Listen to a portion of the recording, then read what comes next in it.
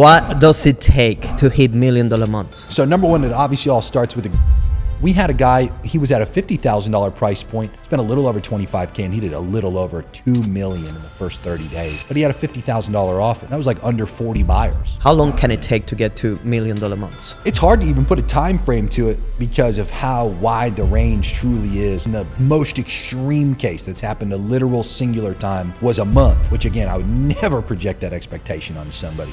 What characteristics will prevent founders from ever hitting $1 million months? I don't think. Welcome back to another episode of Founders Playbook. Today is a good one. I flew literally to the other side of the planet to get a conversation today with this man. Today's guest has helped over 41 businesses hit $1 million months. He's arguably one of the best paid advertisers of all time. He's the marketing guru behind some of your favorite personal brands and influencers. He's the founder and CEO of Megalodon Marketing, an 8-figure entrepreneur himself. And he's here to share with us today how to scale to $1 million months, which, let me clarify for him, your chances of hitting $10 million a year, according to the U.S. Bureau of Labor Statistics, is 0.1%. That means that you have 99.9% of not hitting 10 million per year, like let alone 12 million per year. But my hope is that today, at the end of this conversation, you might be slightly better equipped and increase your chances of hitting $1 million months. Please welcome the legend, the incredible, Mr. Jeremy Haynes. Very good earnings disclaimer there. Yeah, and necessary too, you know. A lot of people think they got it and they just don't, you know. People have a wide range of variables that hold them back from ever hitting $1 million months. And I'm happy to go through all those here today and the top lessons we've seen time and time again that do help people get there. Where do you want to start? Let's just cut straight to the noise. What does it take to hit $1 million months? Yeah, I like to say it takes three things. So number one, it obviously all starts with a great offer. We've seen time and time again, like every key statistic that actually matters. I'll give you a great example. Cost per call, cost per webinar registrant, cost per purchase if you're running a low ticket to high ticket offer. The subsequent statistics like show rates, close rates, you know, second call booking rates if you're running 2 call closes. Like every single individual statistic is influenced by the offer more so than anything else. So when we see somebody that has something that just hits super hard in that current market, and I'll give you a good example, like literally right now while we sit here and talk, AI is currently the hot topic. If you go on Google Trends and you compare most of what you think is big against literally just the letters AI, you'll see that whatever you currently think is big as a Google trend just gets squashed to like the very bottom of the graph comparatively.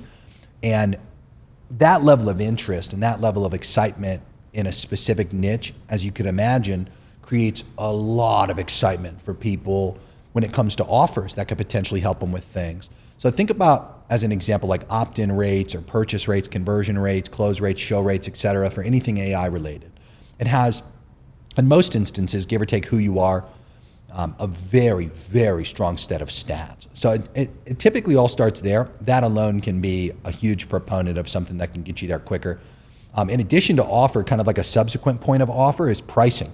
So I'll give you a great example. If you had a $100,000 offer, you only need 10 people to buy in order to hit $1 million a month.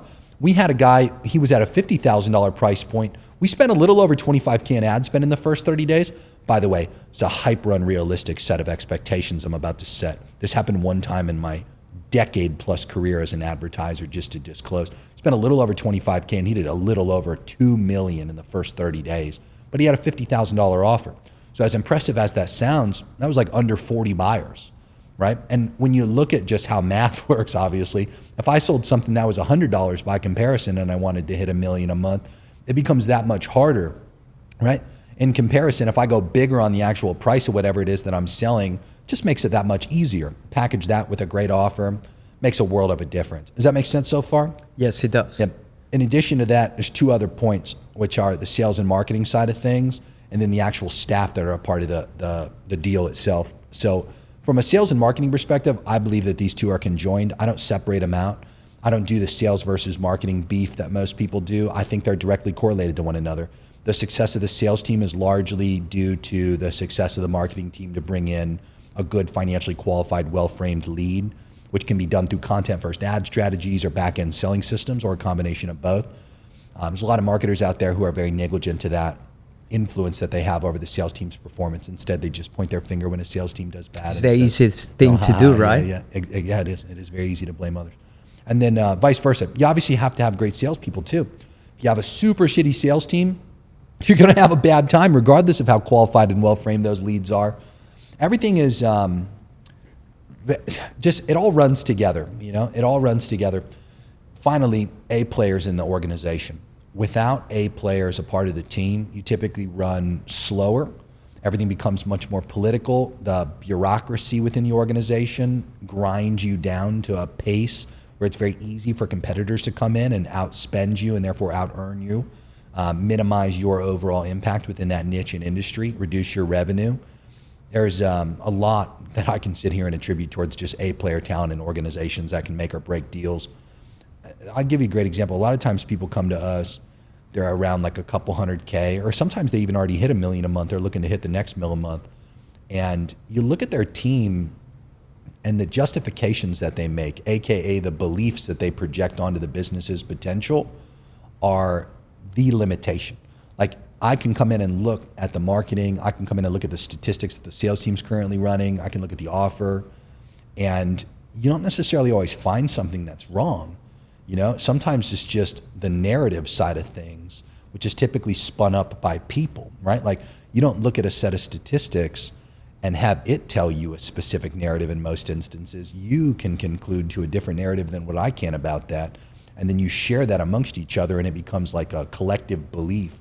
That alone can limit potential, or can vice versa, with a great set of players in the organization, A players specifically, drive revenue through the roof by direct comparison. So those are the big three: offer, sales and marketing, and then having A players in the team. That in my opinion can make or break a $1 million a month deal straight away. Those three things that you mentioned are definitely key. And the first one I love, which is something that you talk consistently, which is attaching yourself to the grand narrative, yeah. AI being one of those. We have a client that actually, when we first started with him, he was all around e-commerce, Amazon specifically, yeah. which is a trend that, as you know, has been dropping down consistently over the last decade, right? That's and true. It was pushing shit uphill, trying to basically get him to make great money out of the content strategy that we were putting together for him. And at some point we switched to Bitcoin because he's a heavy investor himself. And he's like, guys, I don't want to do it. E-commerce. He's an 8-figure entrepreneur. He doesn't care as much for the money in itself. Yeah. And then we just switched everything to SMSF Bitcoin, which is essentially like the equivalent to the 401k, I think as you guys call it. And dude, the growth has been insane. Just because the grand narrative right now with Bitcoin is insane, right? Oh, it makes a lot of sense. To your point, I mean, we have a few guys that we help inside of the Amazon space that are in our Inner Circle program, and they've had a lot more success after they join in and like adapt what they're currently doing, or attach what they're currently doing to something else that has a higher level of interest. There's a guy also in the Inner Circle. He might be coming this weekend, by the way, to the mastermind. His name's Brooke. And Brooke joined into the mastermind, to be fair, already doing more than $2 million a month. So he was already very well off. But I can't stress it enough. He joined in teaching e-commerce, but he teaches e-commerce and paired it with AI. So like everything that he teaches and talks about is how to leverage AI to make getting into e-com easier.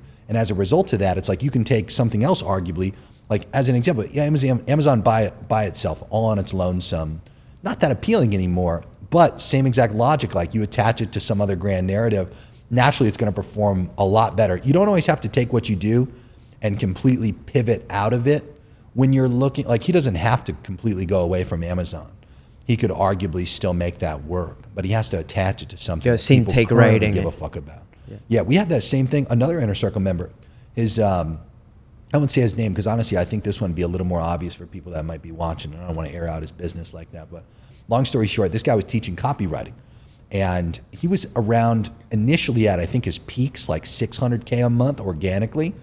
And he had seen that get cut in half as AI grew. Because think about it, one of the first real use cases that a lot of people saw evidence for with these LLMs that came out was copywriting. And this guy in particular, as a teacher of that, he was selling against using AI. He was like, no, you need to learn the skill. Like, you need to know how to do it.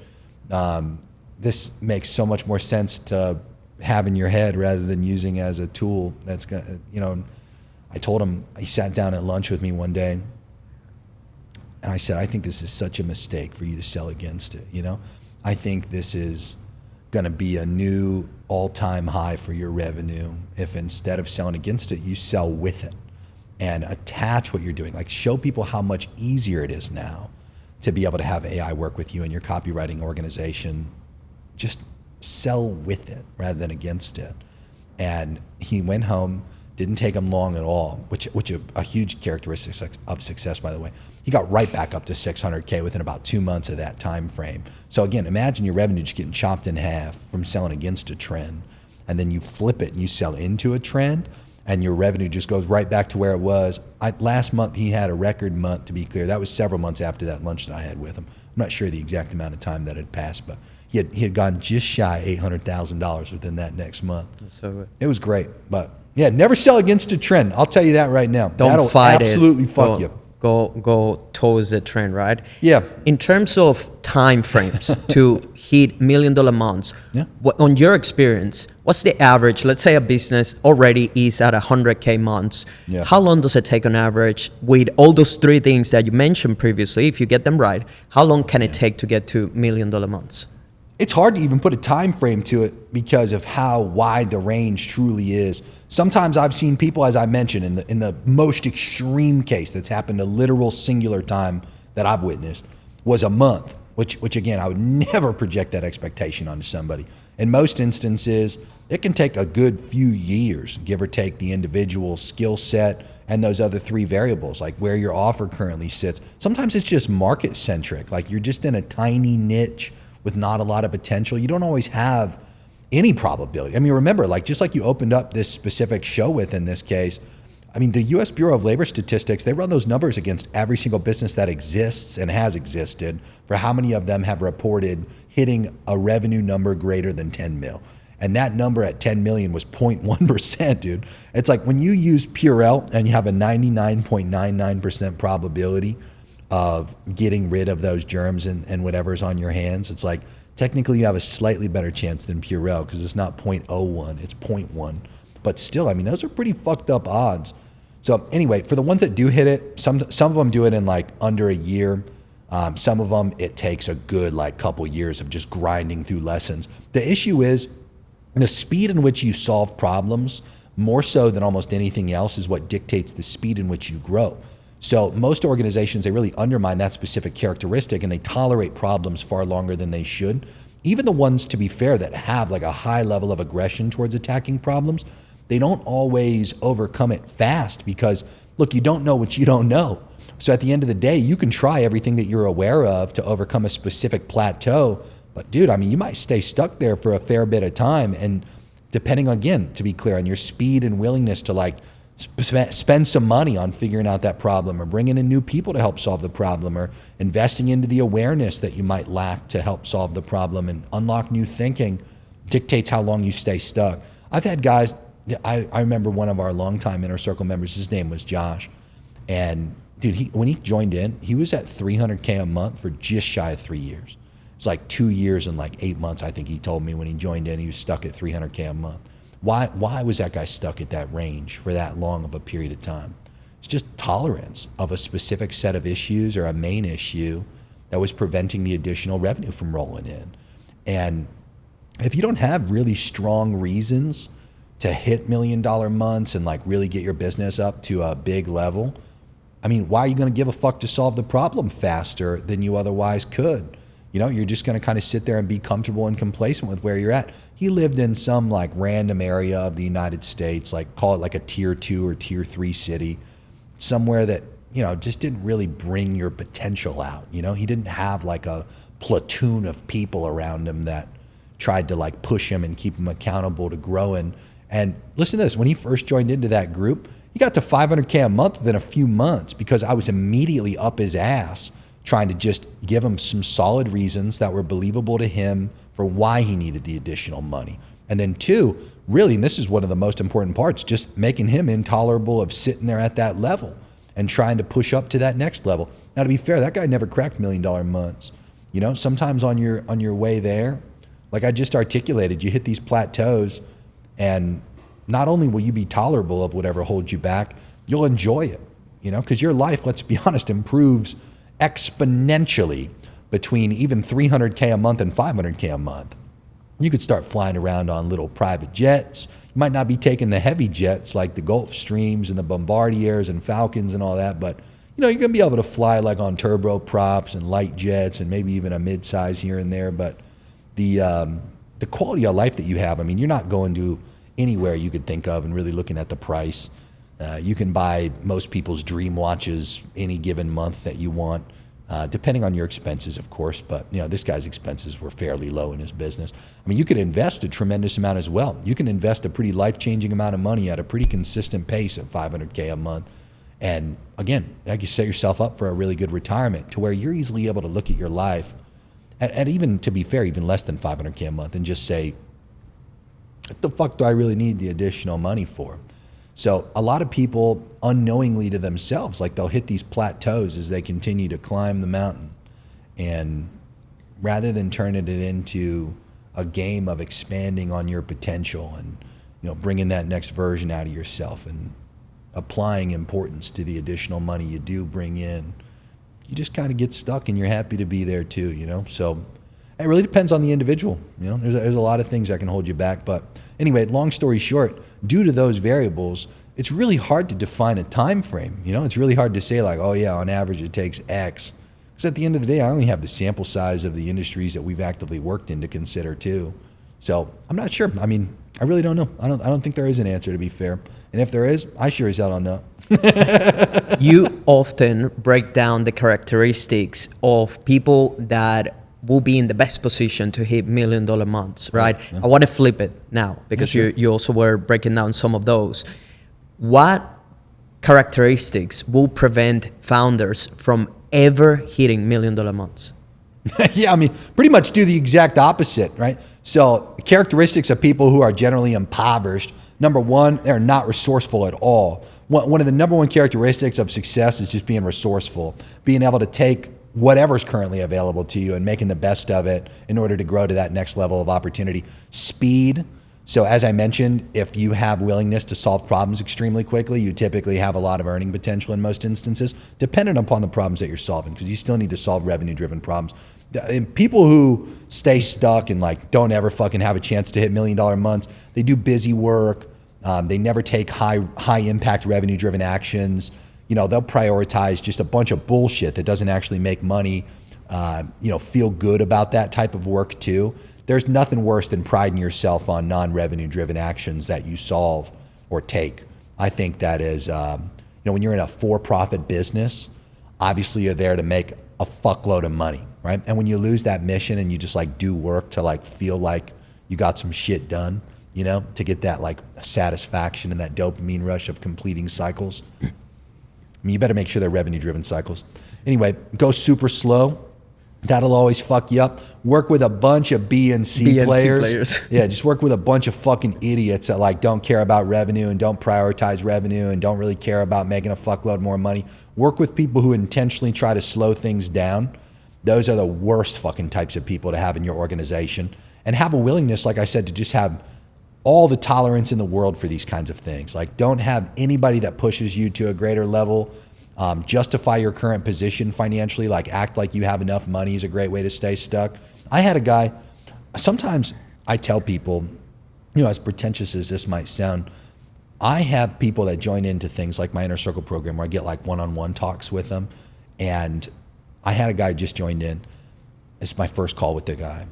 And he's making about 140K a month. He's barely scraping the minimum to even qualify to be in there. And he tells me when we're talking about like why he needs to make some more money, I was like, you know, so what are the reasons? Like, why do you need more money? Why do you want to hit $1 million months? And he's telling me some reasons. And then he gets to the point where he slipped in a random belief where he was like, you know, I just recently hit my highest month, my highest income month I've ever had. And I don't know, I just felt like, you know, money didn't really do anything extra for me. it kind of made me question if, I needed more money or not. And then he kind of like glazed over it and like was talking about some other random stuff. And I went right back to that and I attacked the fuck out of it. And I was like, dude, how in the world do you expect to make more money if you don't have good, proper, to yourself, highly believable reasons to get the additional cash?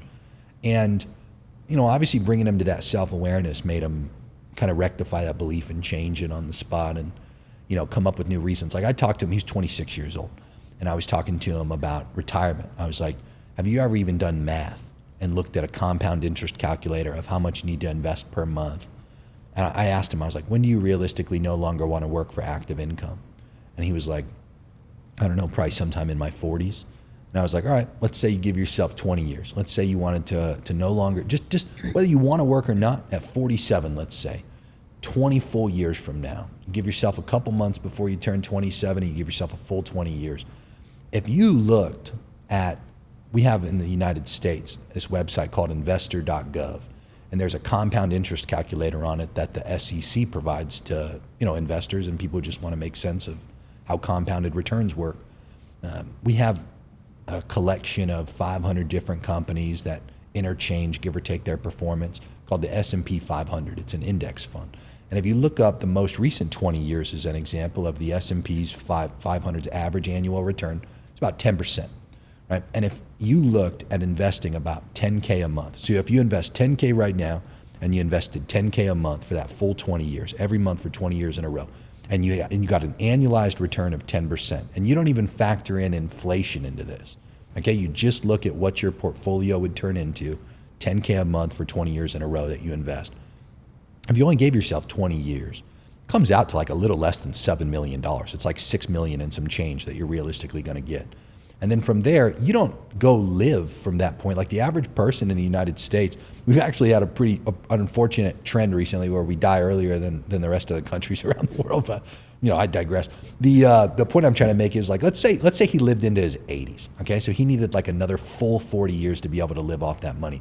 There's a golden rule inside of finance where it's called the 4% rule.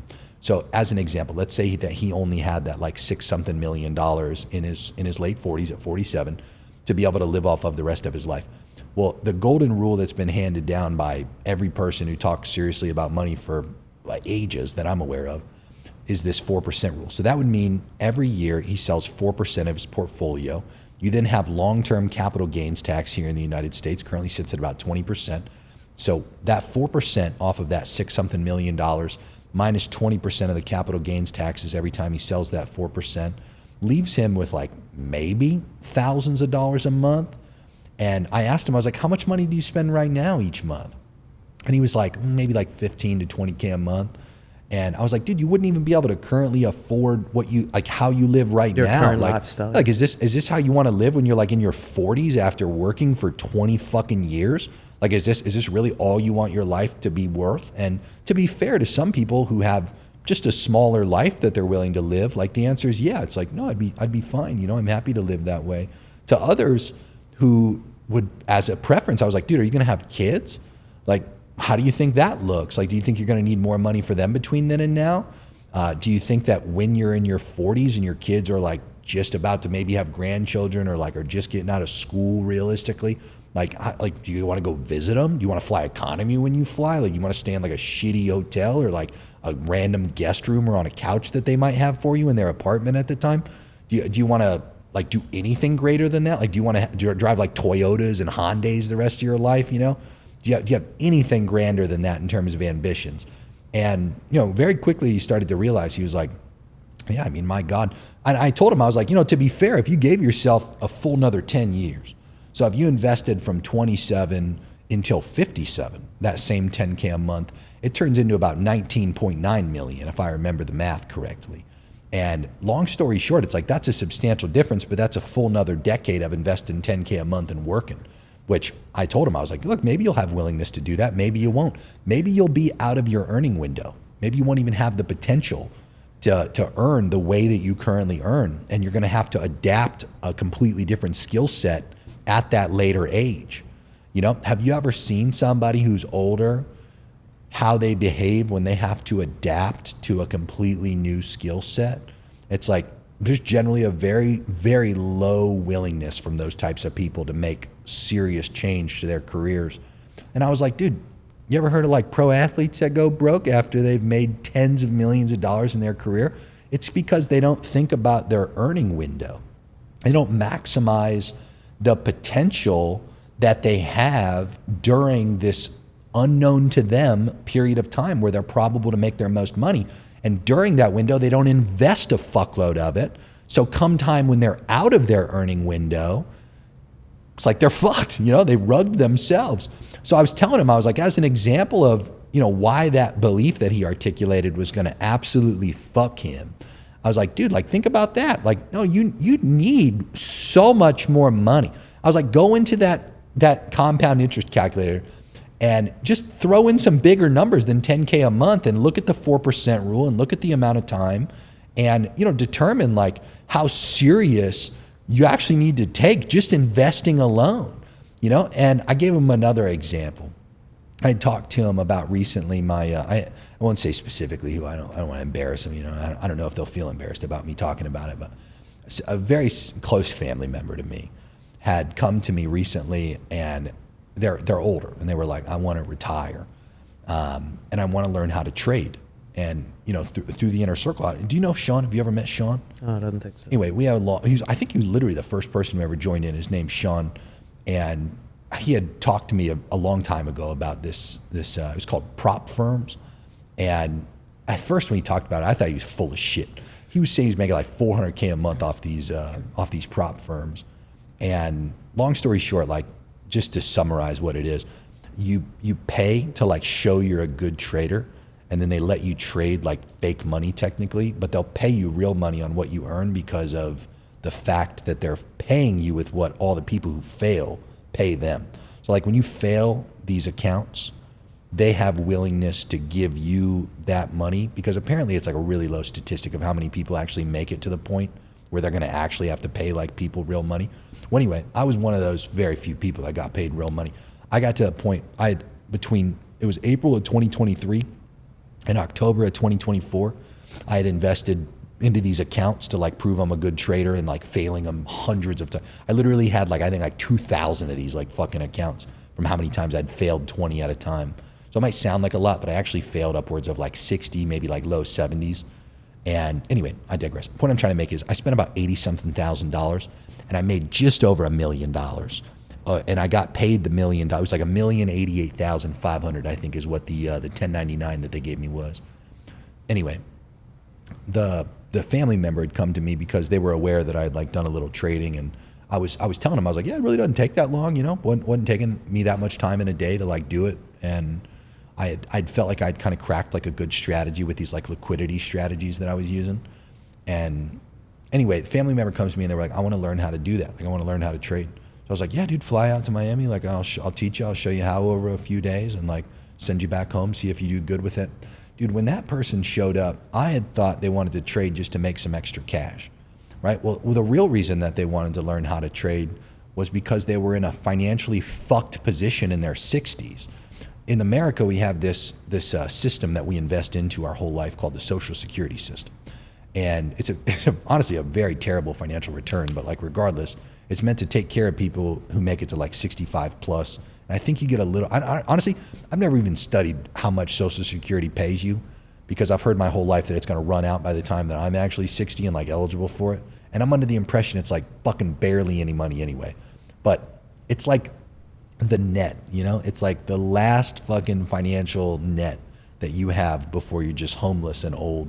So anyway, he didn't even know how little money it was. It was like he was going to get like $2,000 a month USD in Social Security, and he needed about $3,000-ish a month to be able to like just live the way he was currently living.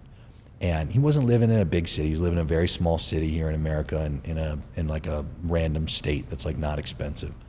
And this guy in particular, like, he takes care of one of my key family members, and he needed a back surgery.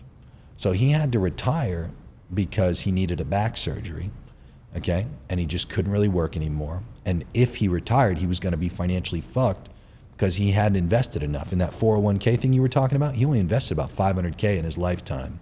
into that 401k. And if you did the 4% rule on 500k, I think It's it's not like gonna last literally very like long. $1,000 something. I think it's like $1,600 a month, something like that. So between the Social Security and between the 4% rule on his 500k 401k balance, he would have been fucking cooked, dude. He would have been fucked. So I just want to be fair in saying, just so nobody calls me an asshole since I'm rich, I did put the guy on payroll too. I gave him 5k a month. And again, the point I was trying to make with this guy I was talking to in the inner circle, I was like, look, dude, I did teach this guy how to trade, and he's actually done quite well with it, to be fair. And let me disclose, I do not teach people how to fucking trade, okay? I'm not in any way, shape, or form trying to plug trading. I actually think it's very unrealistic for most people to make any fucking money trading, and it's really stressful too. But he is doing good with it, to be fair. Completely separate point though. I tell the guy that I'm on this call with in the inner circle, I was like, dude, think about that. Like outside of the money that you need to do the math on to retire, think about like if a family member one day that you care about comes to you and says, I need a surgery that's going to cost money. He takes care of a key family member of mine, and because they would both have like been down and out, because the other one's disabled. One family member's disabled, and the one would be disabled after a surgery for about 6 weeks. I called a at-home nurse company in their area, $20,000 for 18 hours a day for 6 weeks is how much it cost to get a nurse at their home for 18 hours a day to take care of those two while he's disabled for 6 weeks recovering from his surgery. $5K a month in payroll just to make sure the guy's comfortable taking care of my family member and taking care of himself. And I told the guy I'm talking to in the inner circle, I'm like, bro, think about that. It's like, do you think I like financially modeled that out in my life and thought that that was going to be a reason I need to make more money? Factor into the or like, dude, like expenses. think about this. Like the guy's 60 now, I'm paying him $5K a month. Let's say he lives another 20 years. Okay, like I'm right now sitting to you. I'm in my early 30s while I'm sitting here talking. I'm 31. It's like, dog, if he lives another 20, let's say even 30 years, that's into my 50s and 60s when I'm now paying that guy $5K a month. It's like, think about that. Imagine me having to go to him one day and be like, hey, sorry, dude, like not making enough anymore to give you 5 G's a month. Like, you know, get fucked. It's like, dude, that's not how it works. I'll probably have to increase the amount I pay that guy through time due to inflation and how that works out with eroding our buying power. But the emphasis I'm trying to make clear is, like most people think it's like you justify making more money from just materialistic shit. Like you go buy like watches and like cars and like, you know, fucking sick penthouses like the things I have. And it's like, don't get me wrong, those are cool as fuck too, and you definitely should buy those because they're great.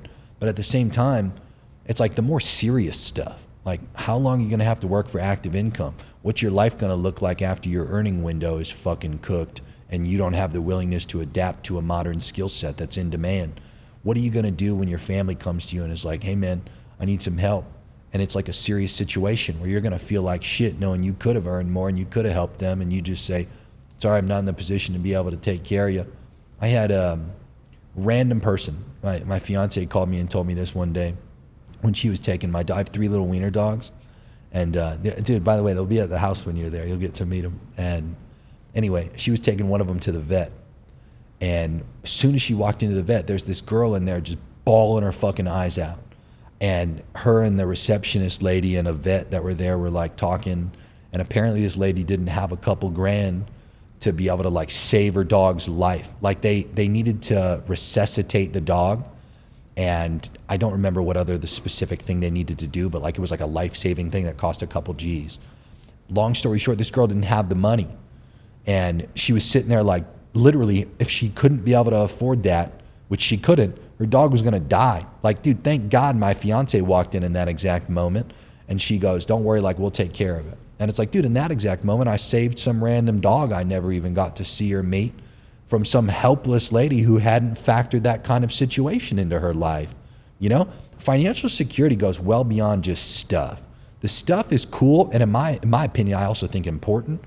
But at the same time, it's like, you know, people have these beliefs like, oh, I made a little bit more money, and you know, I didn't really like feel any additional impact. It's like, no, dude, you just don't understand the reasons in which you need a fuckload more money beyond what you had just made in your, you know, record month making barely a fucking 140 grand, you know?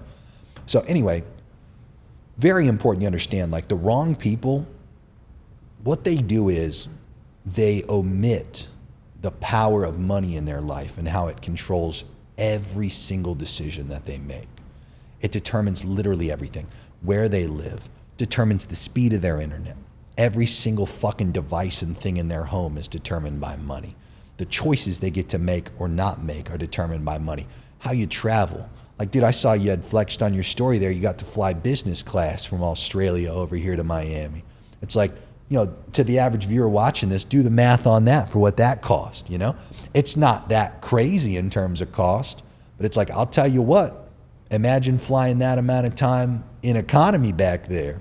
I bet that would have been a wildly different experience for you, huh? Yeah, dude, it felt like a life hack, you know, and you know why I appreciate it way more probably than most people that get to do that. First of all, I was the youngest person in there, aside from two babies that were on board. I was the youngest person in there, so that felt pretty good. Besides two babies, you said? Yeah, there was two babies, but other than that, I was the third youngest person in there, so that felt pretty fucking awesome, right? And the second part to it is that on my own experience, I come from nothing. I come from Venezuela, you know, a third world country, average income family. I was always told we're poor, we can't afford things. Yeah. So I've been working on my own money beliefs for almost a decade at this point, and now being able to do that, man, it felt freaking awesome. I'll tell you that. Yeah, and like, listen to this, right? The wrong people, I think, stay attached to the wrong identities for too long too, right? Like, now imagine, like you were just saying, third world country, family your entire life projected onto you that you're financially fucked and don't get the power to make choices relative to the money that you don't have. It's like, you've chosen through time, whether you're aware of it or not. Some people do this intentionally and some people do this subconsciously. They will adapt their identity relative to the next level that they want to bring out of themselves and a new set of circumstances that they want to actualize. You have to intentionally create an identity that is beneficial to what types of results you want to pull out of yourself and achieve in life. Most people, when you talk about like the wrong people who don't ever fucking stand a chance to hit $1 million months, it's like, just like that guy, if he didn't have the ability to overcome that belief that he brought up, of like, oh yeah, I made a little extra money and like had my biggest month and I didn't really feel like, you know, it was that great. It's like, well, no, that's not going to serve you at all. There's no benefit to whatever the fuck version of you is saying that. And a lot of people don't realize, like your Grand Theft Auto character is how I always frame it to make it easy for people to understand. Like, you can choose every single fucking characteristic that you currently think is your identity. And every single one of them that's not beneficial to your growth, you can strip away and you could change. And you could adapt, and you could be literally anything and everything that you could picture in your mind. There's people out there who pretend to be dogs. You know, you've seen those crazy fucking videos, and it's like they'll do things like wear collars and eat fucking dog food and something. It's like, well, they're choosing to play life like a dog. You know, some people choose to play life like a person who hits $1 million months, and again, the characteristics of that types of individual is wildly different from the guy or girl that only hits, you know, a couple $100,000 a month or tens of thousands a month or you know, fucking just a regular person working a job, you know?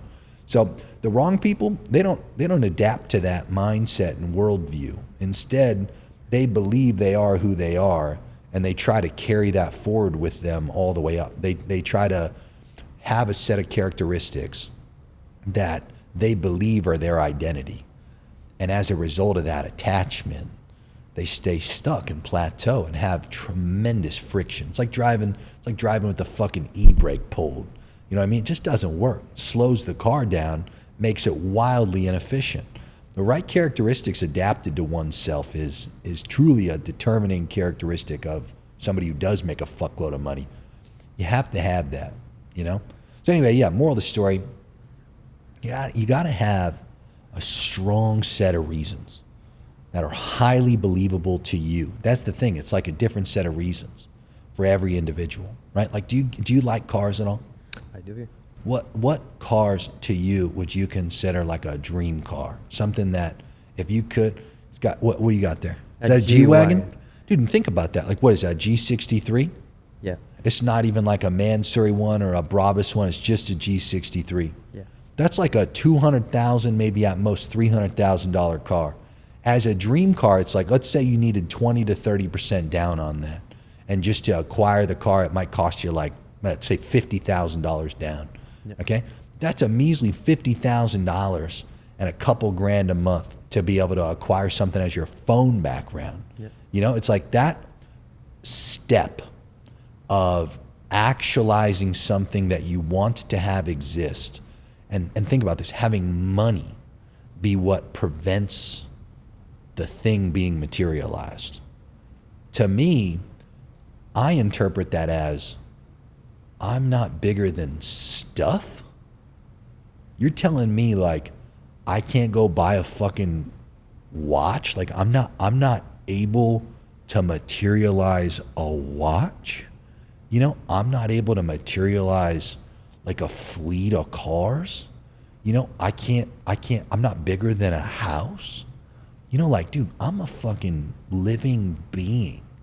You know, like you're telling me I'm smaller than like a bag that my girl wants. You know, it's like, to me, that's a deeply unsettling mindset, to fall victim to this worldview that I'm smaller than stuff, you know?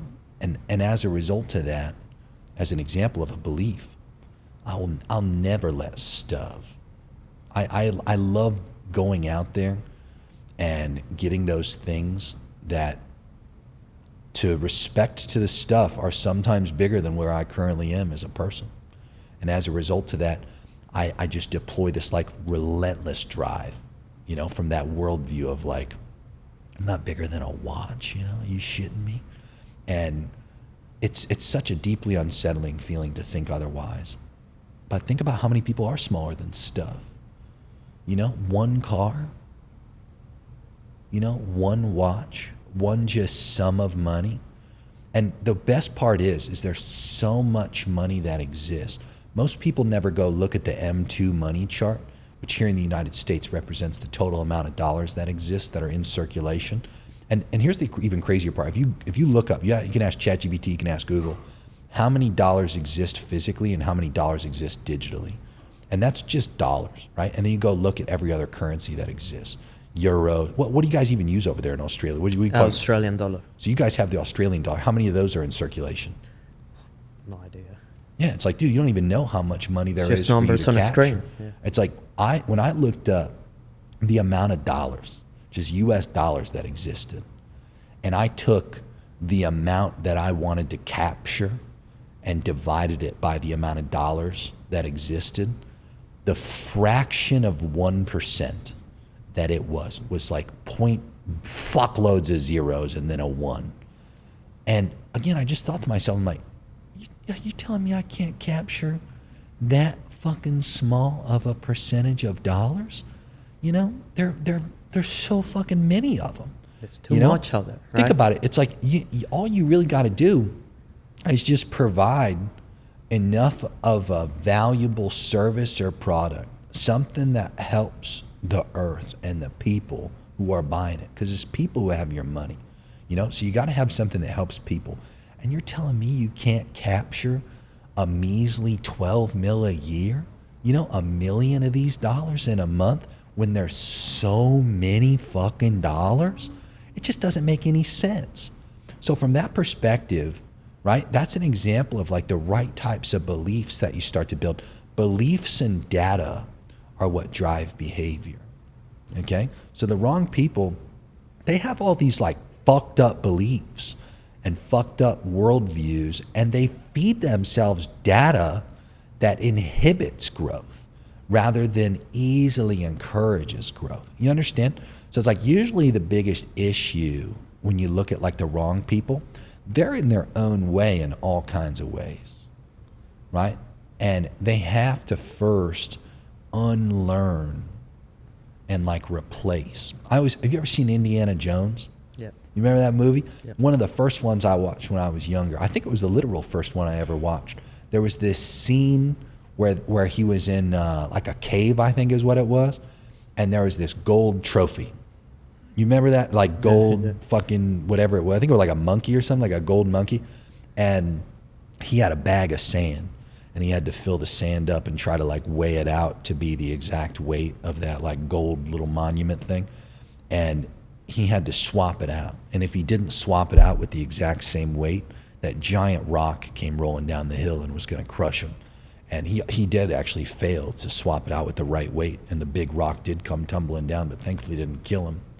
Anyway, a lot of people, they have something, when we talk about attachment to a specific worldview or belief system that's not actively benefiting you, they, as a result of that attachment, they fail to swap it out with something that's equally as like believable, right? They can hear certain things that people say and they might think of it as like logically comprehensible to them, or sometimes like something that maybe even emotionally resonates. But beliefs cause wars, you know? Beliefs drive people to quite literally defend life and death, you know? And if you think about it like that, the things that you need to believe in to go make a fuckload more money have to have such like deep-rooted importance to you in order for you to go out there and actually capture that revenue you're after. Otherwise, you're just going to kind of sputter out along the way and end up one of those people that just gets comfortable at a certain revenue milestone and, you know, ends up one of those folks that just hits a couple $100,000 instead of the big $1 million months. That's you know what I mean? one thing as well that I understood at some point, that we're all like computers, and in many cases you have the wrong programming, or you have kind of like a virus that you need to get rid of, and you have to do whatever you can to make sure that you integrate that new version of you that you're trying to bring into reality. That's why I always have this, and I'm constantly looking. I'm an 8-figure founder and investor. Vibes Creative makes 1 million USD per month. I'm the luckiest man alive. I always repeat that to myself. And when things, guess what? And somehow I keep getting lucky. Yeah. I work extremely hard and I do everything to put myself in the best position to win. And every time something happens in my favor, I keep reminding everyone, I'm the luckiest man alive. And I remind my team, I pass all these beliefs on people around me. I've been very intentional now, curating a team of 8 players, like you often describe, and making sure that everyone understands at Vibes Creative, where we operate at a world-class level, and we're the luckiest people alive. Anytime something good happens, I always tell them, remember, who's the luckiest people alive? And they now say it. And initially, it took time, you know, to get them to fully integrated, and now they do it on their own as well. Yeah, because sometimes it's those like you got to see it to believe it situations. Yes. And to your point, like when you initially say that, you just sound like a fucking hippie woo-woo spiritual person that's doing the manifestation thing, which not everybody believes in. I'll tell you a good example of a better way to reinforce that belief for some people that might be on the fence. So when you have a belief that you think could benefit you, okay, like that one right there, which you've seen benefit in, and you're wondering like how I can get, in your case, some staff to integrate that same belief system, and you don't want to wait in order for them to see it to then inherit it as a belief, there's a great book as an example. You got to seek data. There's a great book. It's it's called 38 Letters from John D. Rockefeller. I've been reading it. Okay, that book is so fucking good.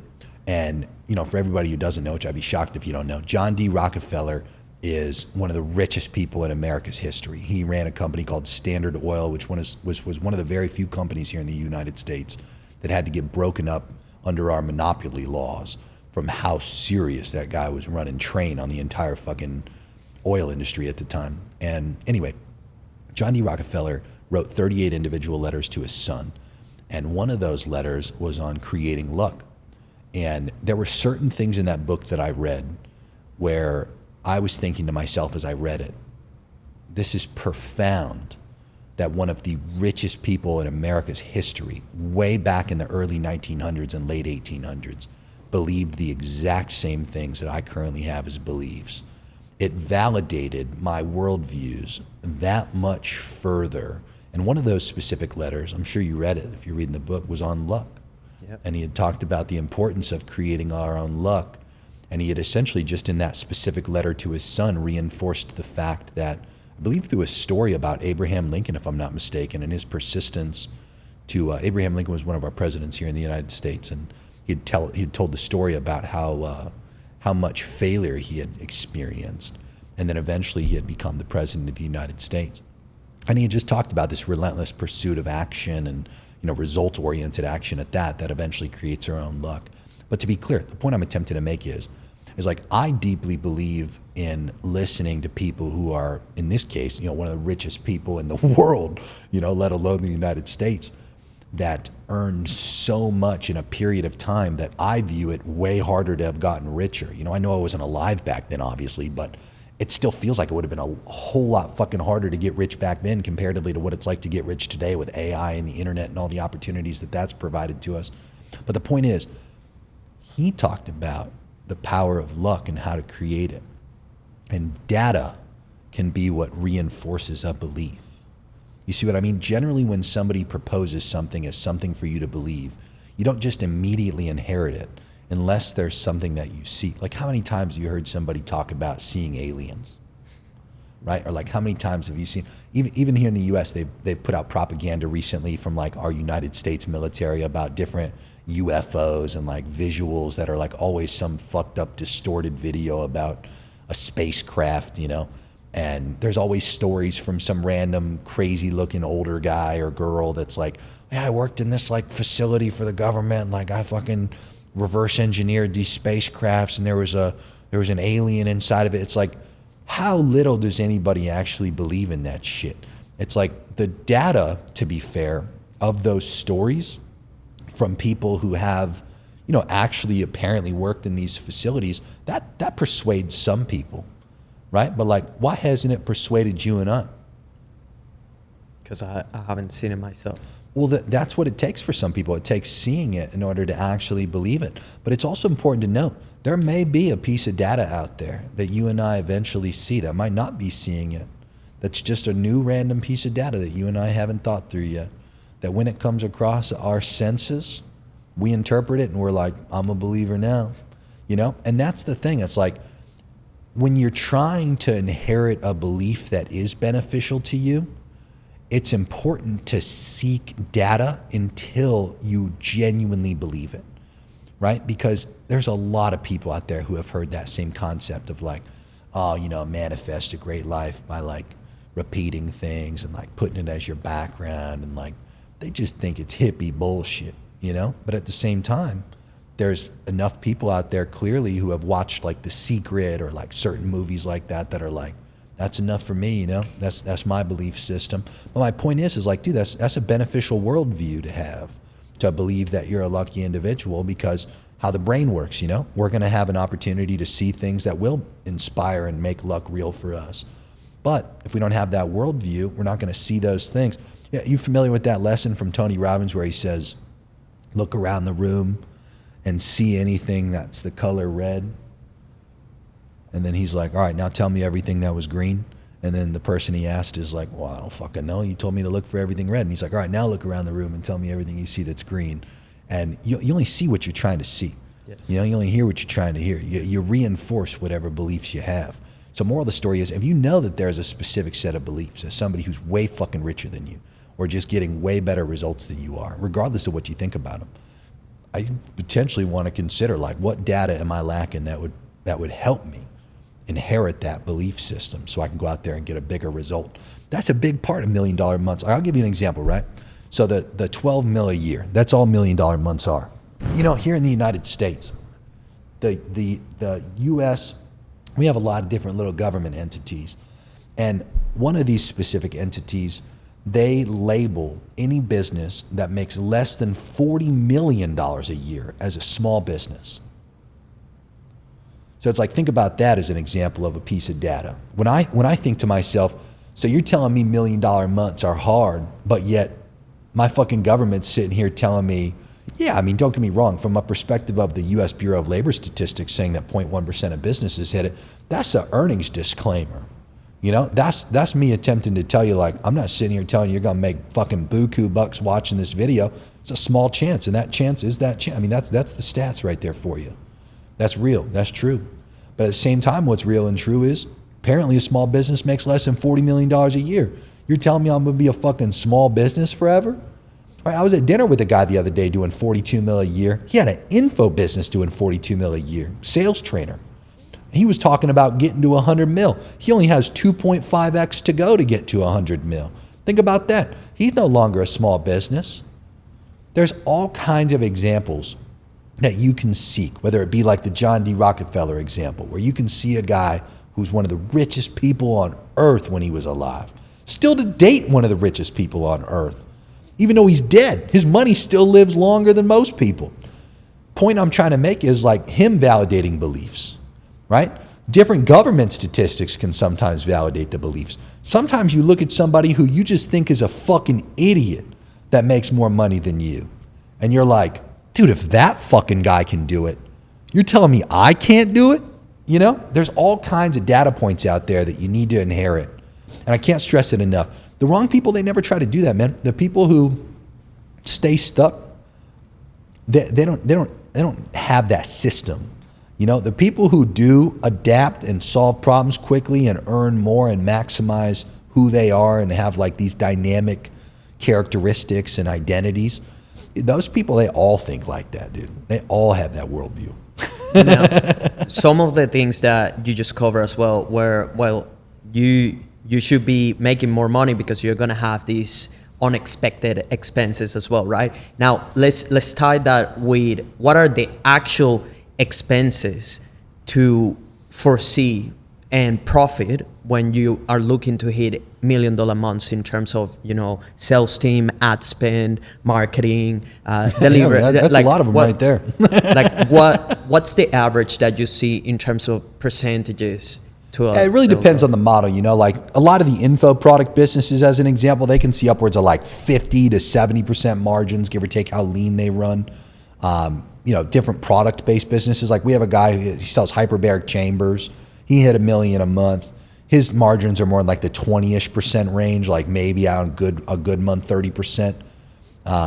Typically, you obviously have cost of ad spend in most instances. Sometimes you don't. Like sometimes people get that call that I was on right before we came over here. That's a new Inner Circle member.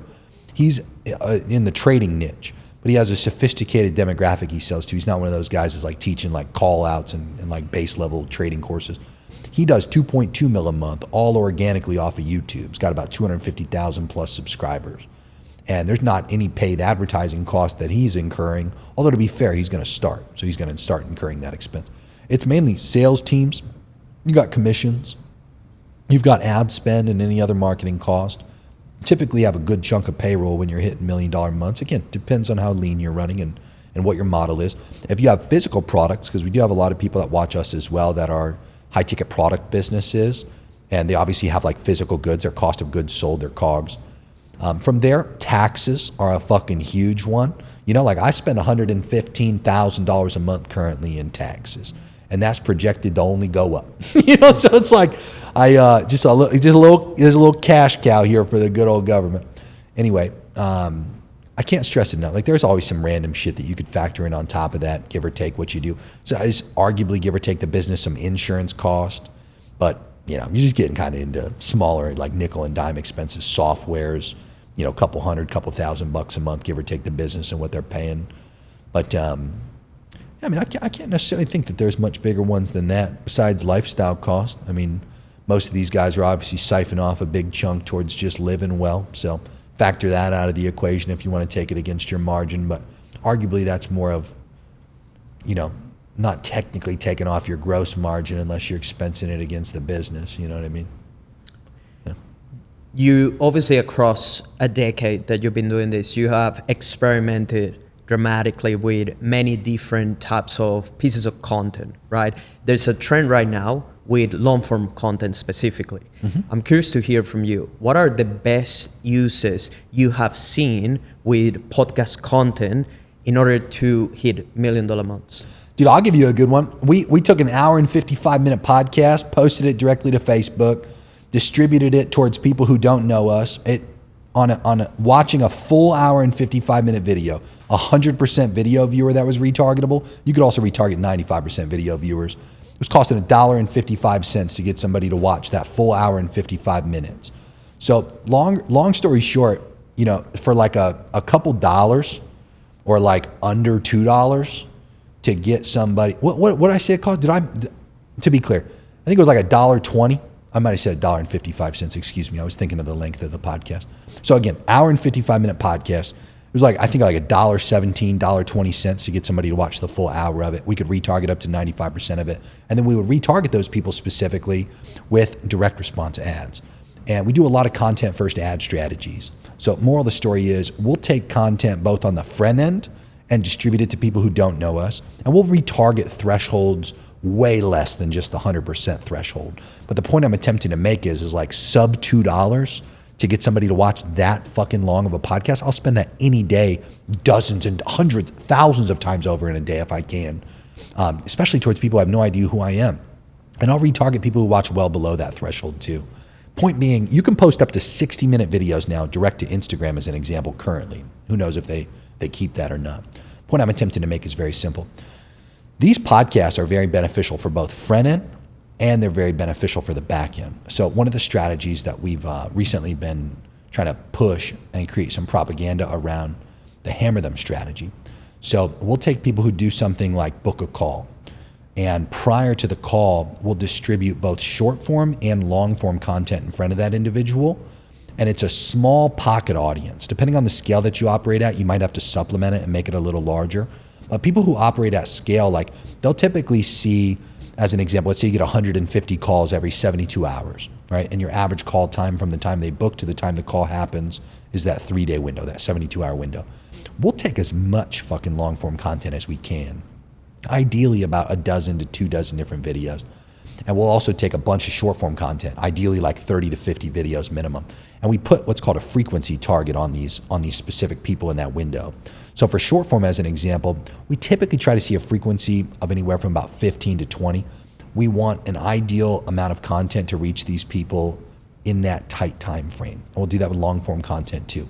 As a result of this, people typically show up at a higher rate. They're more excited. They're further along in the sales process. They're more probable to do pay in fulls and just buy, period. And sales cycles are also reduced because typically organically, like you'll notice, the more people consume your content, especially longer content, the more probable they are to purchase.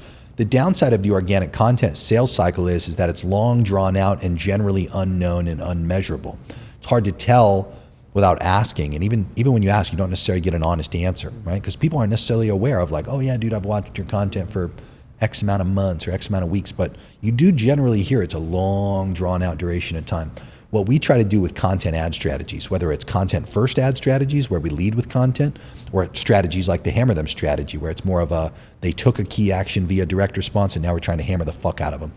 We are leveraging content, just like podcasts as an example, to consistently get people to show up with higher buying intent, okay? And we are replicating the organic sales cycle, but in a substantially shorter duration of time. That's the whole intention of content ad strategies. Can't stress enough how critical podcasts are specifically in that process. A lot of people really struggle to sit down and just make content by themselves.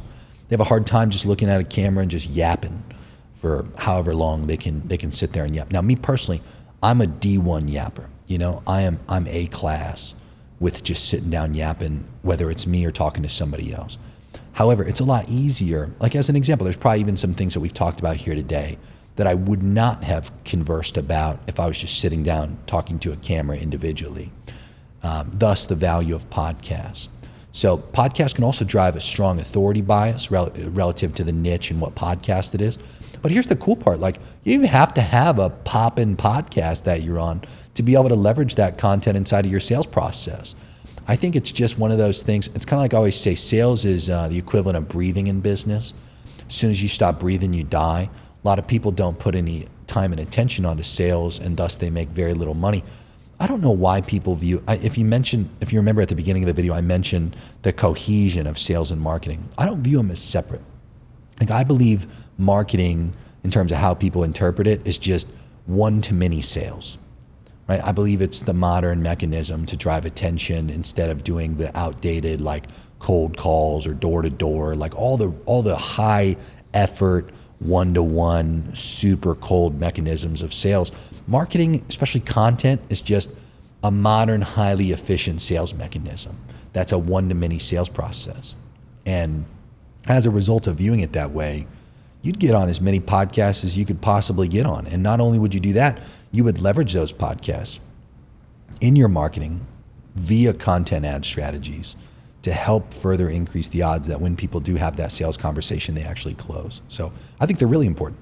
And ultimately is just getting those people to be better framed, right? Leading to the sales process and ultimately just feeling like they're already sold, right? A lay down deal, as you will say. And in fact, I bought from your program. And the reason I bought was because of long form content, which I will say that you essentially have a podcast. It's just on a different format, but what you're doing is just talking in a long form content in front of camera with a great microphone. So I call that podcasting solo style episodes or authority style episodes. So I'm curious to hear as well from you, because ultimately that's what sold me on you, was just consuming a bunch of content, like enough for me to be like, well, I can't keep consuming. I need to take some action here, right? But I'm curious to hear as well, because you have made a clear big move in the last 12 months in going all into long form content, right? So what has been the result of you doing podcast style content?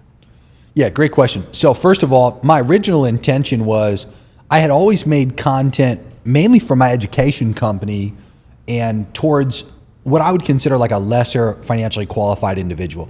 I didn't ever really try to go out there and vocalize what, I simply put, I didn't believe that my clients would actually watch like my content, you know? So I never actually intentionally made over my decade-long career content for my ideal client. What we had always done to get our ideal client was video pitches. And we did this concept called value-driven follow-up as well. So we would just make a video, we'd send it to a person via DMs and email. We would follow up religiously once a week for the people that we really wanted to work with. And we would just consistently put our expertise on display through like SOPs and unlisted videos and testimonials and just trying to get them onto calls. And that's how we got damn near every big client that we've got. The process was simple, like, and as a result of that, I just didn't believe that they were like on social media watching these videos. So last July, it's literally been 1 year, I had just kind of run a test. I was like, you know what, fuck it. Like, I'm gonna make content for my ideal client. I'm gonna talk about hitting $1 million months. I'm gonna talk about the lessons of hitting $1 million months from all these people that we've helped. And I'm just gonna see as a test if this shit can actually drive some clients into the business. Let's run a test. Let's see how it goes. So really simple for me. It takes about 2 hours a week. Every Sunday, I sit down from generally 2 to 4 in the afternoon, and I'll film 2 videos. And the videos are always super easy to come up with topics for, because all I do is reflect on what's going on in my clients' businesses, both good and bad. And I sit down on YouTube and I just yap about it. And I talk about the lessons. And I generally hold back a decent amount of information, but I give out more than enough information for it to be valuable and for people to get results with it. I think that's one of the most important parts is like result-oriented communication.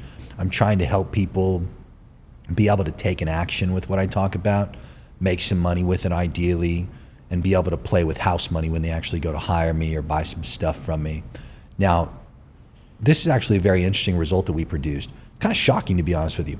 Instead of getting my ideal client from all of these videos that I produced, the shocking part was I'd gotten far more very high level education company buyers instead.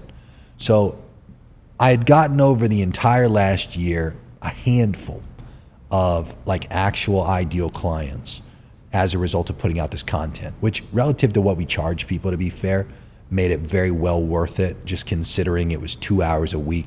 So doing it 52 weeks now in a row is 104 hours just for simple math. I'm sure there's probably maybe a dozen or so hours on top of that for an occasional session that took 3 hours instead of just the even 2. But yeah, dollar value per hour wise, it's been a phenomenal return just to consistently, sit down and do this.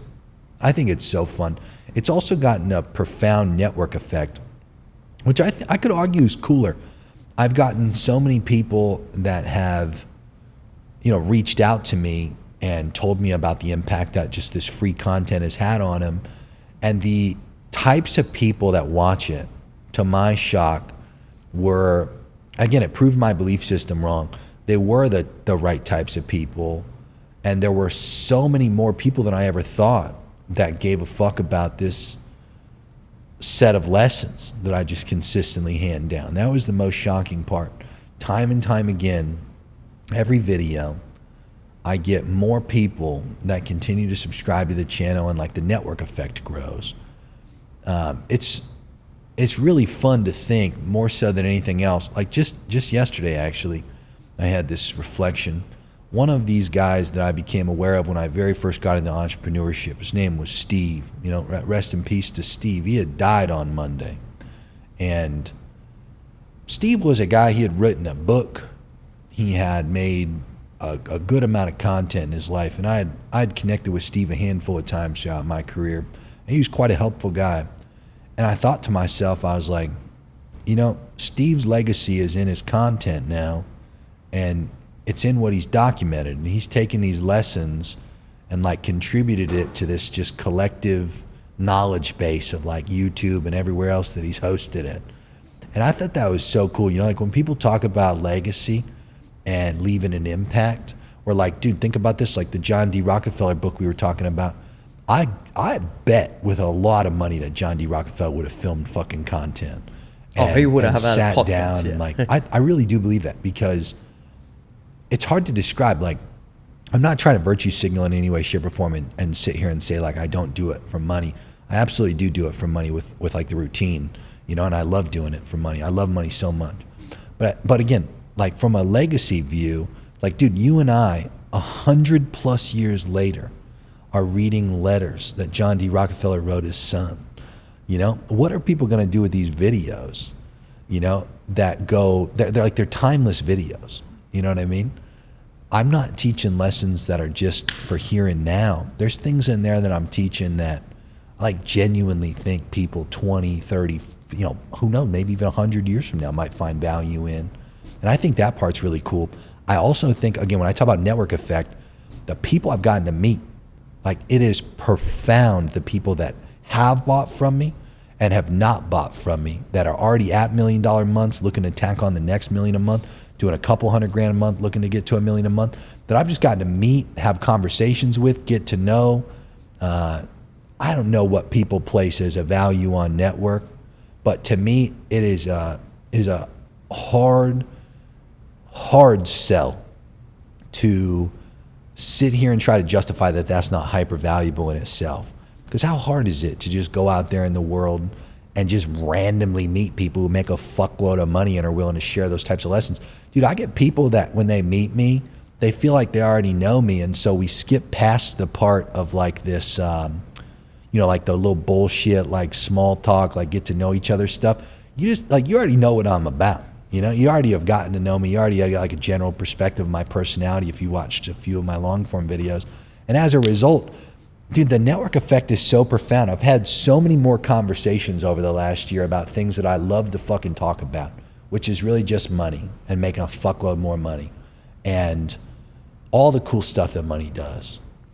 And that would never happen if I didn't make a fuckload of content and commit to that routine and that schedule. So it's helped me get richer.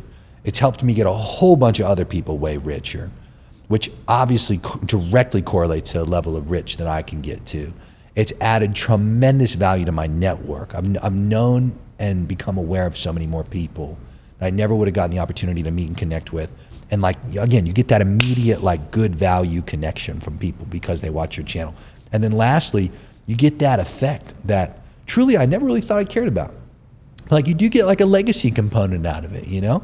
Where if for some godforsaken reason I just died, I'd be like, I feel very satisfied to a degree with what I was able to leave behind in a very like well-documented way, that just like John D. Rockefeller's letters, dude, like really think about that. After you read that book, it just makes you think like this was a real genuine dude who was just super fucking rich and very competitive and very aggressive about making a bunch of money.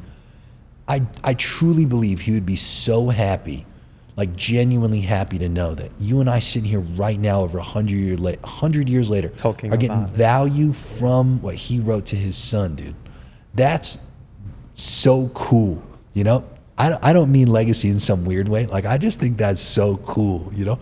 That you could have that effect from documented information. You get what I'm saying? I love that.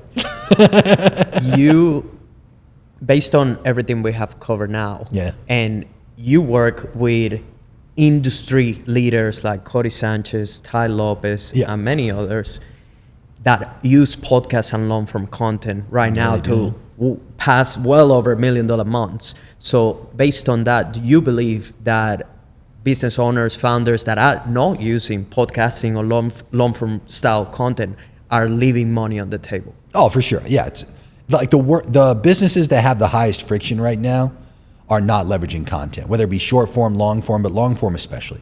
Long form content is where, like, listen to this. I think through the COVID era, when TikTok was really popping and short form content went on the rise and became the dominant, preferred consumable, I think that eroded the amount of value that people are getting from content as a result of it being so short.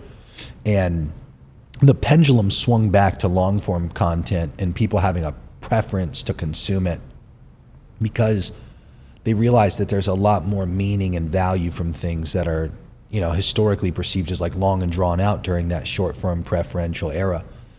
It's not like short form isn't still hitting. Short form still hits. It's great for discovery. And arguably at the end of the day, whether it be YouTube where shorts exist or TikTok or Instagram, wherever else you're posting short form nowadays, the bias is clear. Like short form's good for discovery. Long form is incredible for nurturing buying intent and that key like relationship development that's necessary to actually convert people, Typically the people who struggle the most are the people who don't do any type of long form content. The people who have a hard time, simply put, are the ones who are biasing exclusively towards short form or even worse, just not making content at all. This is this or that segment. So you just choose one or the other. Sure. Tea or coffee? Oh, I don't drink coffee at all. I just do tea. Sushi or steak? I eat steak way more than I eat sushi, but sushi's pretty good. Expert or jack of all trades? I think you should be good at many things, but you can commit to many things over a long duration of time and still be an expert at a lot of stuff. So I guess ultimately expert, but if you're going to be a jack of all trades, at least commit to everything and be great at it. Product or service business? When you're first getting started, service businesses are much easier and have a lot less friction. And as you scale, I also think service businesses become a little more complex. But at the same time, product businesses, they have a lot less margin in most instances. So I don't know. I guess your own preference. I like service businesses. CEO or founder? Oh, I don't understand why the word founder is like a popular word. I mean, I understand the difference, right? Like you can be a founder and staff a CEO, but I always identify as a CEO. CEO or investor? Yeah, great question. That one in particular, there's that Robert Kiyosaki quadrant from Rich Dad, Poor Dad. I think everybody eventually becomes an investor, but you can do both at the same time. Arguably, you should do both at the same time, I know a lot of people that make a fuckload of money from small businesses, and then they plow that money from the businesses into investing, and generally they still do both, But inevitably, you should ultimately become an investor when you age and no longer want to work for active income. So I guess it depends on how old you are. Instagram or TikTok? I'm an Instagram guy, but to be fair, TikTok's pretty fucking cool. I scroll TikTok more than I do on Instagram because I find funnier stuff on TikTok. Like TikTok's a good entertainment platform for me. Instagram's cool for what I call conditioning. Like I've conditioned my feed on Instagram to be the things that I want to see for all the rich person stuff I like. I don't know. They're kind of neck and neck. You got to pick one. I would say Instagram. Instagram or YouTube? I'd go YouTube. YouTube or X? It's tough. I go YouTube. YouTube or LinkedIn? LinkedIn's a fucking hellhole. I think that it's all spam. I think that LinkedIn is dead internet theory. You could nuke LinkedIn off the face of the earth, and I think we'd actually be in a better place. I'm obviously going to bias towards YouTube. Photos or videos? Videos. Short form or long form video content? Long form. Newsletters or podcasting? Podcasts. My boy. Organic or paid marketing? Big paid marketing guy. But shout out to the people doing a lot organically too. They both technically work, but if I had to pick, I'd pick paid. 1 million followers with low conversions or 1K raving fans? 1K raving fans for sure. Building a talent or hiring a talent? You can't do both. I mean, it depends on where you're at financially, but if you can hire A players, then I'd hire them all day. Easier to hire than build them. A talent at a high price tag or multiple cheap C talent? Hey, A players at a high price. Property investing or shares? Dude, I invest so much more into equities than I do into property, so I'm definitely going to say shares. Shares or crypto? Shares for sure. Shares of Bitcoin? I'm still going to go shares, you know? Controversial, but I'm going to go shares. Shares or buying businesses? I mean, shares, yeah, I'm still going to say shares. Building a business or buying a business? Depends on where you're at financially. Most people, me, I'd build a business. I'd build a business over buying it. But again, if you're like super fucking rich, or if you're in a good position of leverage, you can buy a business and have it play out better, but build a business. Passion 6-figure business or stressful 8-figure business? How much are you netting in the 8-figure business? Not gonna answer. I'm just gonna let you choose one. I don't think you have to be stressed to make a fuckload of money, and I think you can reduce stress, so I'm gonna go with the 8-figure business. I have more money to be able to reduce the stress. The most important question, sales or marketing? Well, if I had to bias towards one or the other, I think they're both, but I'm gonna say marketing. Now, Jeremy, specific questions. Uh-huh.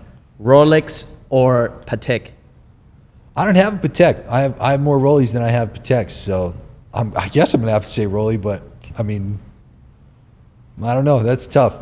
I have 2 Richard Milles. I have a bunch of APs, and then there's a guy here in Miami. He said Rolexes are great for filling the watch box, you know. And I thought that was hilarious. But I guess I'm gonna have to say Rolex just based on what I own. Rolex or AP?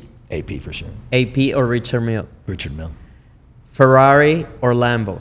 I can't fit in a Lambo. The windshield's angled too low, and yeah, I've had 3 Ferraris, so Ferrari.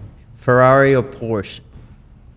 Now, I sold my Ferraris, and I currently have 2 Porsches, so I'm gonna say Porsche. Porsche or McLaren? Oh man, dude. It's a tough call. They're so different, but I'll tell you, there's no car I've loved greater than that 750S. So I'm gonna say the McLaren. But the Porsche is such a good car. To be fair, that's a tough choice. After making millions of dollars, what's the most painful lesson you have learned growing an 8-figure business?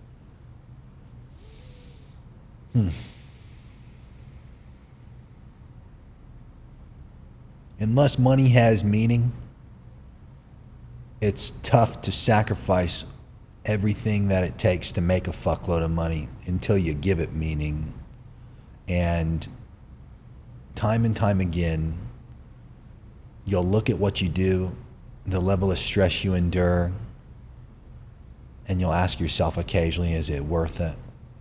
And then you'll have all kinds of moments where you realize it's way more than worth it.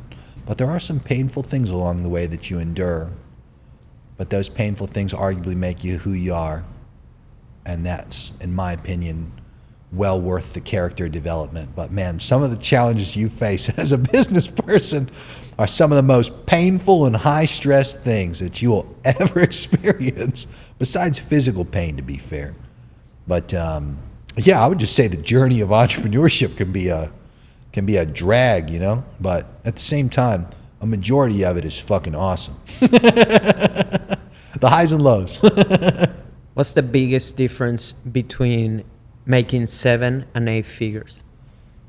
Options and choices. You have so much more that you can do. Everything goes faster too. The speed in which you can materialize life and solutions and the next thing is so much greater at 8 figures comparatively to 7 figures. It's so cool. There's such a profound difference, dude. In terms of something tactical, what would you say is the biggest tactic that someone can implement to go from 7 figures to 8 figures? Potentially some of those first 3 things that we talked about, either better offers, higher prices, that next channel, that next strategy that you're currently leaving on the table. There's a lot of things that you could arguably do in order to get there, but moral of the story is it's typically what you're not doing that's holding back your revenue more so than what it is that you're doing now. What are the 3 most powerful questions that a CEO can ask himself that will help him crack $1 million months? Who do I need to hire that's not a part of the team? You could also technically ask, like, do I have the right people in order to get there, for that same type of question, just rephrased differently.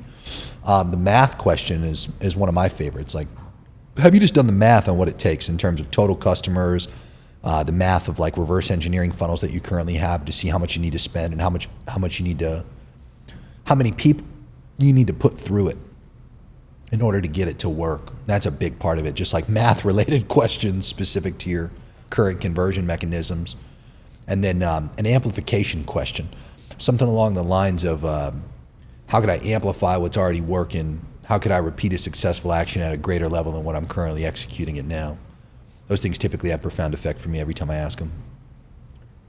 If you're gone tomorrow, all your YouTube videos, podcasts, long-form content, everything gets taken away from you, what are the 3 insights that you will leave behind for your younger self to be able to hit 8 figures faster?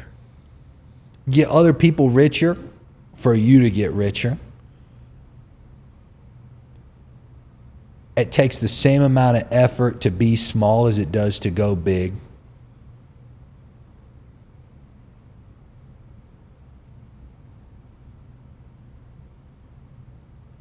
Solve problems faster.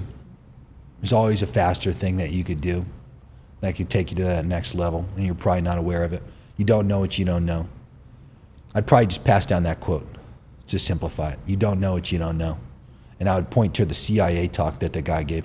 The head of the CIA, when 9/11 happened here in the United States, was asked, how in the world did we not know this was going to happen? And he said, in life, there's known knowns, meaning the things that we know that we know. There's known unknowns, the things that we know that we do not know. And there's unknown unknowns, the things that we don't know that we don't know. And this was an unknown unknown. Long story short, yeah, you just don't know what you don't know. Seek info. Typically, your next self is on the other side of something new that you learn.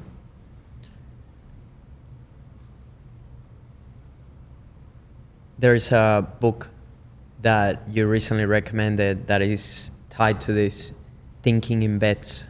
Great book. It has rapidly become the 2nd best book I've read this year, behind Mr. Rockefeller. Dude, yeah, that book's awesome too. Thinking in Bets is great. What a profound book. Thinking in probabilities, being able to understand when to go all in. I have a few videos on my YouTube channel where I talk about gambling and how I believe that advertising is gambling as an example. It's a profound way to think. I think it's like a base level of thinking that every business person has, whether they're aware of it or not. But yeah, great book. Absolute must read if you haven't read it yet. And it's tied to what you were saying as well, that the unknowns, right, that always 100%. have to be taken into consideration, and ultimately you will never be able to make a decision or take an action having all the information, because there's always the unknowns and the luck factor.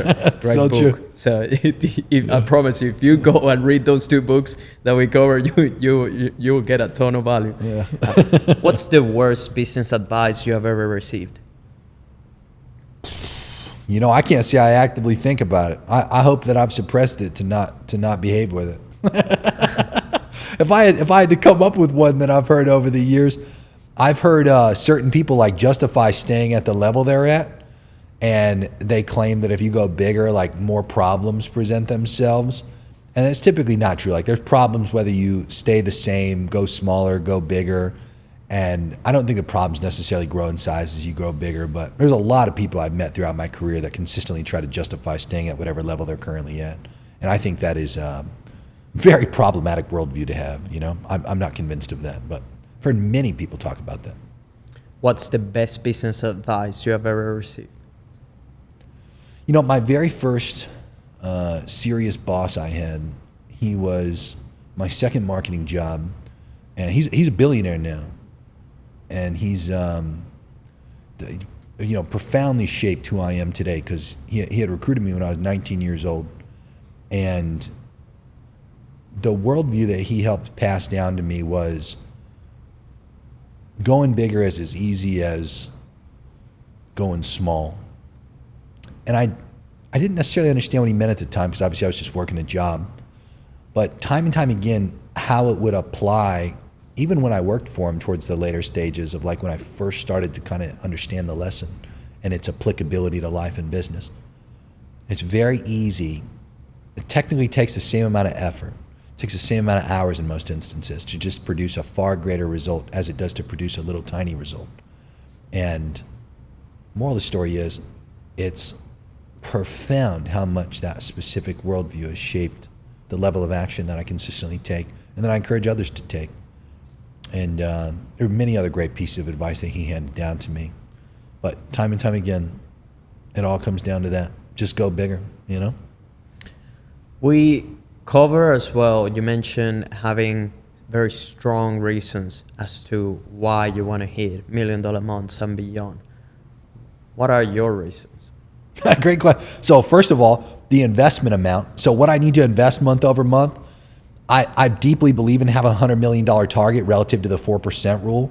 200K a month, 20 years in a row, 10% annualized return. I pay a fuckload in taxes to be able to do that and just to earn what I earn in a month and in a year. It's profound how much taxes alone have actually made me wanted to earn more money just so I could net more money overall, which in turn makes me pay more taxes, which in turn actually makes me make more and earn more and then pay more. It's an awesome cycle. I initially hated taxes, but surprisingly, taxes have actually been a huge incentive driver for making a fuckload more money.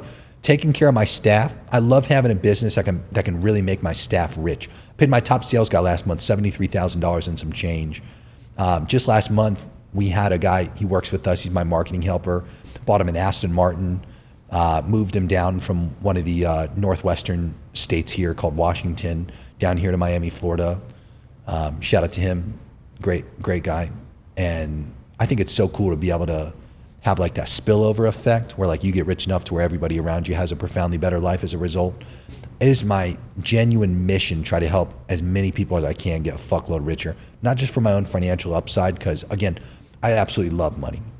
Money brings out potential in people. Like the journey of getting richer has been the journey of personal development for me. And again, I absolutely love money. I love the stuff that I get to buy. I love the things I get to do as a result of money. I love jets. I love physical things. You know, I love helping people. I love philanthropic causes. I love the speed in which I can materialize life. I love the impact I can have. I love how many options I have when I go to do literally anything. But truly one of the coolest things, time and time again, is just how cool it is to see the ripple effect in helping others get richer too, because I can then there's what's that little fork that like you can ding and it vibrates? You know what I'm talking about? It's like a long U and you have a prong and it's made of metal and you hit it against something and it vibrates and it creates an effect of everything around it as a result. And like when you take one of those same exact things, I can't think of the name of this, but it's like this prong that you slap.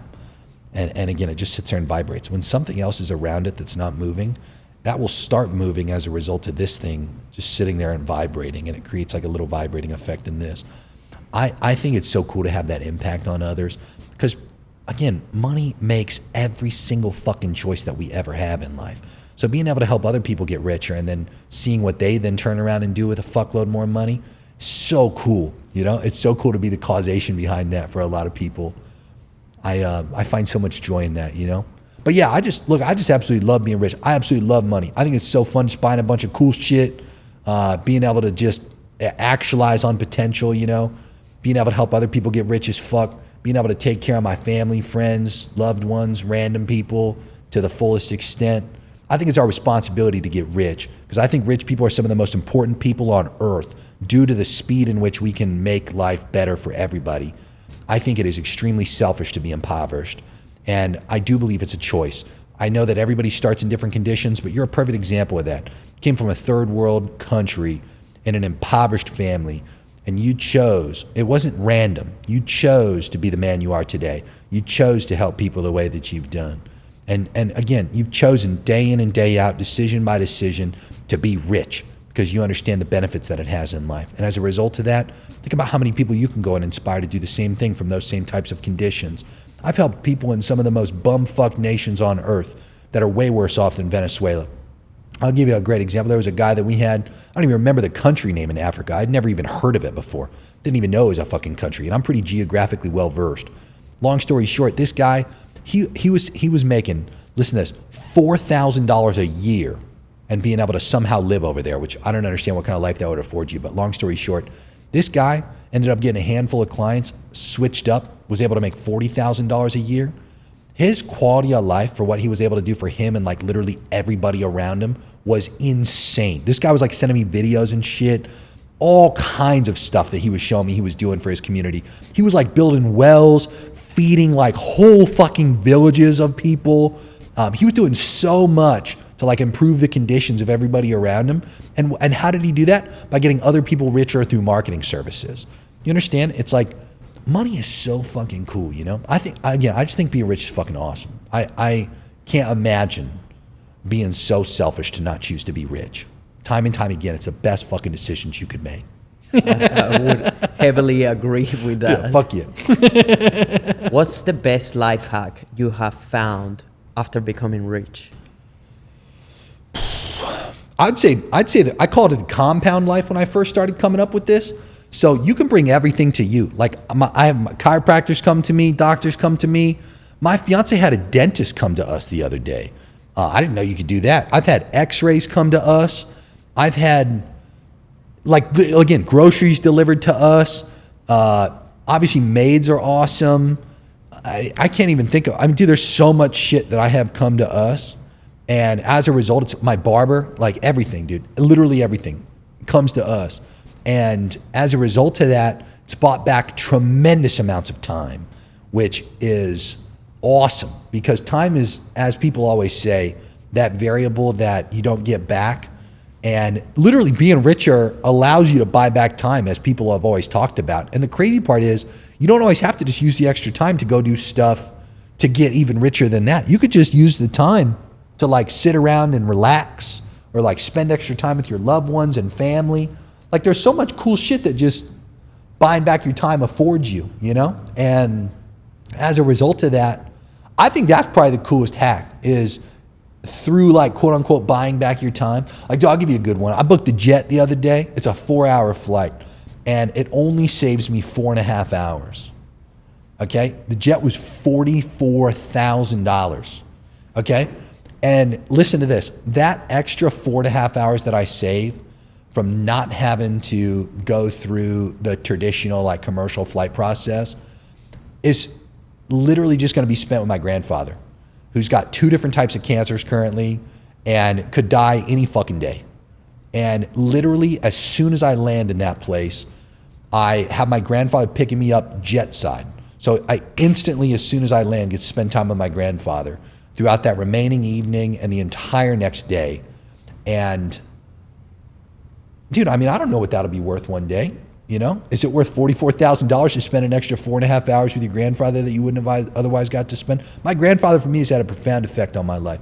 Been one of the only people in my entire family tree that's had like good, genuine, profoundly positive effects on my life. I value my grandfather tremendously. And I think it's worth it. And that's an example where I'm not even using the extra time to make more money, which to be fair, I have many times over when I've done things like that. But yeah, this is one of those examples where just buying back time allows you to afford something like that. It's pretty fucking cool what you can do with money. I'll tell you that right now. What is the most underrated thing about becoming rich? I'd say the status. I think status is so cool. A lot of people like to ignore status because they don't have it. But like, it's remarkable what status does for you in terms of, I'll give you a good example. I was shopping the other day. I walk into a store. There's a guy with a $200,000 Richard Mille. There's a guy with a $400,000. We were in Laurel Piana, if you're familiar with that. And the guy who was at the cash register, he owns a watch business, coincidentally, here in Miami. And he was using I think he said like $100,000 in cash that he had just got from a watch to buy a fuckload of Laurel Piana. So like a money printer is sitting there on the counter. There's 3 people in the store, me, this guy, and this other guy, and 2 of our wives. And long story short, the money counter's just sitting there in the back. Picture a money counter sound in the background, okay? There's 3 guys in there with a couple $100,000 each in watches, and we all look at each other and we all see what each other's wearing. We don't necessarily look at the outfit. In this case, all we do is look at the watches. And each one of us instantly know the level in which each one of us are operating. And each one of us instantly feel like it's a great networking opportunity. We'll all start talking to each other, but we don't talk to each other about bullshit. Like we don't talk to each other about like stupid little small-minded shit. We instantly just start talking at a high level. Like we're like, hey man, what's going on? Like, love your watch. That's the intro to the conversation. And then from there, it immediately moves into business-oriented conversation about what one another's got going on. That's how we find out the one guy owns the watch business. Both the guy and I who don't own the watch business know the guy who does. We're like, oh shit, you're like so-and-so. And he's like, oh yeah. And then the Laurel Piana sales rep chimes in and she's like, oh, you guys would love to know this other guy. And this other guy, he happened to be a fucking billionaire. And literally we all exchanged phone numbers. I had gone out to a dinner with those guys about a month later with a handful of other dudes that we knew mutually. And dude, like it was just so fucking cool. Like that would never have happened if we all weren't signaling to each other the level that we're operating at through, in this case, the status of a watch. It's like the status of cars, the status of watches, the status of where you live, like the status, to be fair, this is my daily outfit. Like I just wear the same t-shirt, I have the same pair of shorts. I swap in and out watches and shoes. But the point is like even outfits, you know, where you get to go, where you don't get to go, it determines your network and like types of conversations you get to have. And it doesn't matter to everybody, to be fair. I mean, I've had still great conversations with all kinds of people that don't give a fuck at all about my status, not just make it sound like you're not going to have good convos with people just because you don't have a nice watch. But I've had a lot cooler convos and a lot more of those cool convos as a result of status. I think that's the most undermined characteristic that most people never talk about, because status is generally not something that you speak out loud. You know, it's something that you just signal to people through stuff. You know what I mean? And I completely agree with that, because since I bought my Rolex, it has started so many opportunities that otherwise, even on my way here, I got 2 people, another person wearing a much better watch, and a richer male come and tell me, that's a really nice watch. We just started a conversation because of that. That's what most people don't understand. Like they think you just buying a watch to buy a watch. And it's like, no, dude, you're buying a watch to like have an opportunity to be like, hey dude, that's nice. You know, it's a conversation starter. You know what I mean? Yeah, absolutely. So it has been game changing, honestly. Oh, it suggests you get a nice watch because it's that one thing that you can carry everywhere, and it will open opportunities. On this very well worth it. Last 2 minutes, I would love to ask you, what didn't I ask you that could help other CEOs and founders crack $1 million months faster? Yeah, I mean, pretty easy. There's a few things that I consistently talk about on my channel, like, you know, more like strategy oriented things with marketing, back end selling systems, content first ad strategies, front end selling systems as well. Things like messaging lessons, funnels and conversion mechanism strategies and tactics, sales lessons. I mean, there's all kinds of stuff that like tactically and strategically we could have talked about, but yeah, they can find all that kind of stuff on my YouTube channel. All the links will be down below as usual. Thanks, Is there anything else that you would like people to go and inquire or connect with you, Jeremy? No, I would just leave you with this. Go get richer, you know? Super selfish not to.